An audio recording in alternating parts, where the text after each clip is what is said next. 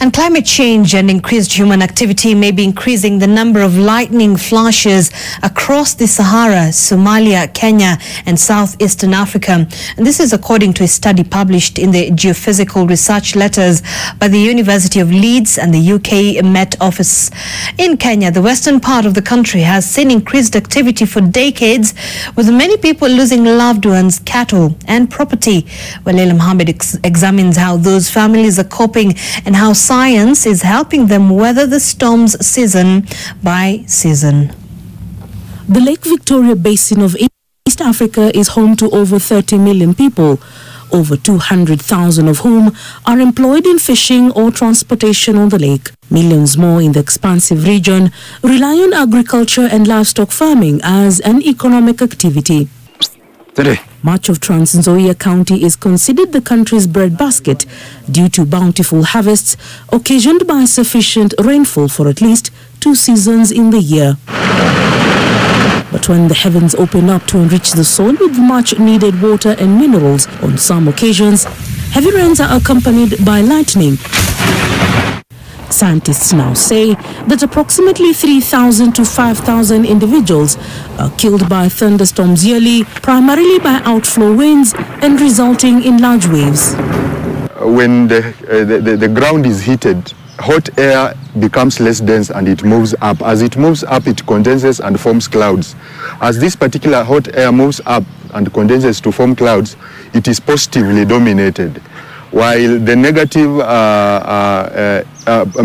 less cooler air that is found just above the ground becomes negatively dominated. So there becomes an electric field between the positive and the negative. That is exactly what causes what we are calling lightning. Prolific lightning activity and thunderstorm initiation in the basin are examined using continuous total lightning observations from the Earth networks. You know, it's scientific. Once the necessary conditions for formation of a lightning strike or thunder or associated events are present, then it can occur. This is Ikakapel location in Busia County in rural western Kenya, with a population of 138,034. It is a lightning-prone area, with many of those affected by lightning and have survived its effects living in Teso North. Hata mimi nikiwa mbali na familia yangu, sina amani.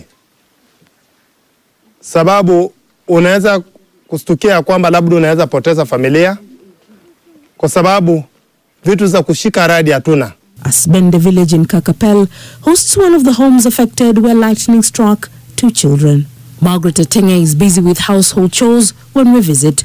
She narrates to us how her 4th-born son lost his children in a lightning strike, but leaves out the scientific explanation and blaming her family's misfortune on witchcraft. Nataka tu hii radi mtu naona tu wifu kwako. Ndio alifanya tu hivyo.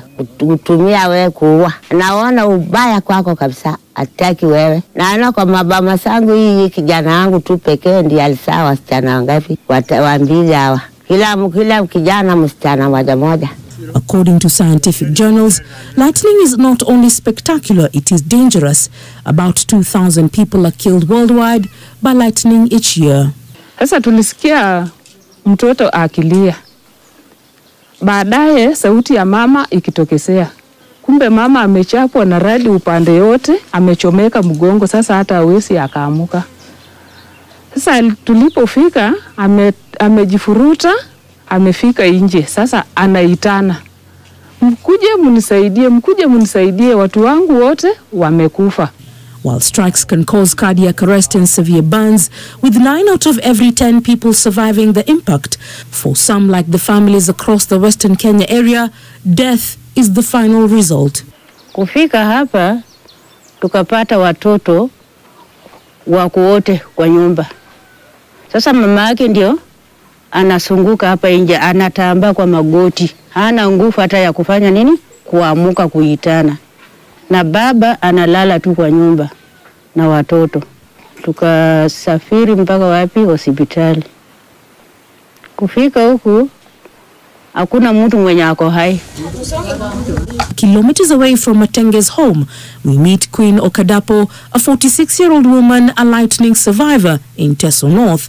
She explains her terrible ordeal that happened on 20th of April 2020 when she had gone to a merry-go-round at her colleague's home. Nilikuwa tu mzima. Baada ya radi sasa ndio nimekuwa na complications mingi. Lakini nashukuru at least naweza guza kazi kidogo kwa boma. Lakini kitu haitaki kabisa ni kutembea kwa jua. Inachoma ni kama umakisha moto kwa mwili. So most of the time nitaka kutembea kwa jua, nipande pikipiki mbio nifike mahali nirudi. Gladys Olima, a 2007 lightning survivor, also tells how she almost lost her life to lightning. She says Teso Council of Elders approached her family and demanded permission to carry out some rituals. Hiyo mambo iliongelewa, lakini nilikuja watu wengi sana. Wakaniambia kwamba hii mji sasa imekuwa mji ya kutisha. Iwapo watafanya mila na desturi kwamba waite mganga wakuje watoe makucha hiyo kitu, hakuna kuishi hapa na hakuna amani. It can be explained, and we encourage our people that in case of such an unfortunate event of a strike, then it's good to seek medical attention from qualified medical personnel. Vincent Atiang, the former chief, explains the history of lightning in Kakapel area. He insists that superstition also has a big take on the myths surrounding lightning among the Teso community. He points out the need for civic education in all the lightning-prone areas. Mpaka na sasa ile usaidizi ambaye tuliweza kupata ni